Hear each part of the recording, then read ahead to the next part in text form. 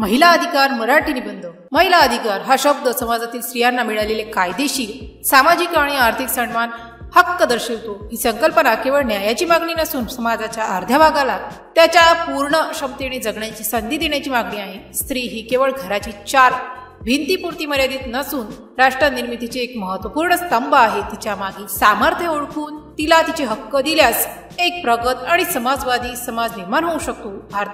भारताच्या प्राचीन इतिहासात स्त्रियांना उच्च स्थान होते। वेदध्यान, युद्धकला आणि राजकारणात सहभाग होता। मात्र कालांतराने सामाजिक रूढींनी स्त्रीचे जीवन अत्यंत अरुंद केले। बालविवाह, सतीप्रथा, विधवा पुनर्विवाहावर बंदी, शिक्षणापासून वंचित ठेवणे यामुळे स्त्री ही पुरुषांच्या इच्छेवर अवलंबून राहिली। 19व्या शतकातील समाजसुधारकांनी या स्थितीविरुद्ध आवाज उठवला। राजाराम मोहन रॉय यांच्या प्रयत्नांमुळे सती प्रथेबद्दल कायदा करण्यात आला। महर्षी कर्वे, महात्मा फुले आणि सावित्रीबाई फुले यांनी स्त्री शिक्षणासाठी मार्ग मोकळा केला। सावित्रीबाई फुले यांनी केलेले कार्य हे भारतातील महिला हक्क चळवळीचे पायाभूत खडक मानले जाते। स्त्रियांना हक्कांची आवश्यकता केवळ न्यायासाठी नाही तर संपूर्ण समाजाच्या प्रगतीसाठी आहे। एक शिक्षित, सक्षम आणि आर्थिकदृष्ट्या स्वावलंबी स्त्री केवळ स्वतःचाच नव्हे तर संपूर्ण कुटुंबाच्या उन्नतीसाठी कार्य करू शकते। समानता आणि स्वातंत्र्य हा प्रत्येक मानवाचा मूलभूत अधिकार आहे आणि स्त्री ही त्याची अर्धांगिनी आहे। जेव्हा देशातील अर्धी लोकसंख्या स्त्री शिक्षित होते आणि अर्थव्यवस्थेत सहभागी होते तेव्हाच खऱ्या अर्थाने राष्ट्र प्रगती पथावर लागते। भारतीय राज्यघटनेने स्त्रियांना अनेक मूलभूत हक्क दिले आहेत आणि विशेष कायदे करून त्यांचे संरक्षण केले आहे। समानतेचा हक्क कलम 14, भेदभाव विरोधी कलम 15, व्यवसायाचे स्वातंत्र्य कलम 19 सारखे हक्क स्त्री पुरुष दोघांनाही लागू आहे। लोकशाहीत स्त्रियांना मतदानाचा आणि निवडणुका लढवण्याचा अधिकार आहे। दहेज निषेध कायदा 1961, घटस्फोटासाठी स्त्रीचा हक्क, गर्भलिंग निदान प्रतिबंधक कायदा, कामाच्या ठिकाणी लैंगिक छळाविरुद्ध कायदा तसेच 3 तलाक विरोधी कायदा यासारख्या कायद्यांद्वारे स्त्रियांचे हक्क संरक्षित केले जातात।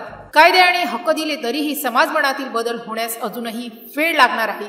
पितृसत्ताक विचारसरणी, जुनाट रूढी, स्त्रीच्या शिक्षणावर होणारा अविश्वास, लैंगिक असमानता, सुरक्षिततेची चिंता, सार्वजनिक जागा, वाहतूक आणि कामाच्या ठिकाणी स्त्रिया सुरक्षित नाही या भीतीमुळे त्यांची स्वातंत्र्याला मर्यादा येतात। अनेक क्षेत्रात समान कामासाठी समान वेतन मिळत नाही। उद्योजकता आणि व्यवस्थापकीय पदावरून स्त्रियांचे प्रतिनिधित्व अजूनही कमी आहे। नोकरीसोबत घरकाम आणि मुलांची जोपासना या दुहेरी जबाबदारीमुळे स्त्रियांवर अनावश्यक ताण येतो। लहान वयापासूनच मुला-मुलींमध्ये समानतेचे संस्कार घडवणे हा सर्वात महत्त्वाचा उपाय आहे।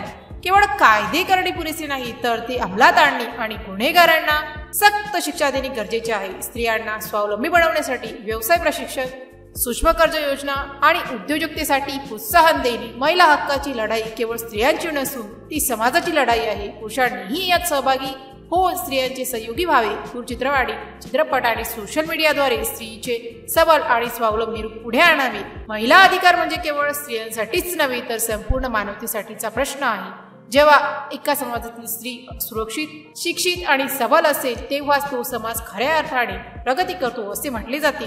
स्त्रीला तिचे हक्क मिळाले पाहिजे कारण तिच्यातच एक नवीन पिढी वाढवण्याची, त्याला संस्कार देण्याची आणि भविष्य घडवण्याची ताकद आहे। स्त्रीचा विकास हा खरा राष्ट्राचा विकास आहे। तिच्या सक्षमीकरणाशिवाय देशाचा समतोल विकास अशक्य आहे। त्यामुळे प्रत्येकाने महिला अधिकारांसाठी ओरड करणे केवळ कर्तव्य नाही तर गरज आहे। जर या पोस्टशी संबंधित काही गोंधळ असेल किंवा आपल्याला अशा कोणत्याही विषयाची माहिती हवी असेल तर कृपया खालील दिलेल्या कमेंट बॉक्सद्वारे आपले प्रश्न आम्हाला विचारू शकता। या पोस्टशी संबंधित आणखीन काही प्रश्न असतील आपण आम्हाला ते देखील सांगू शकता की आम्ही त्या समस्या नक्कीच सोडवू।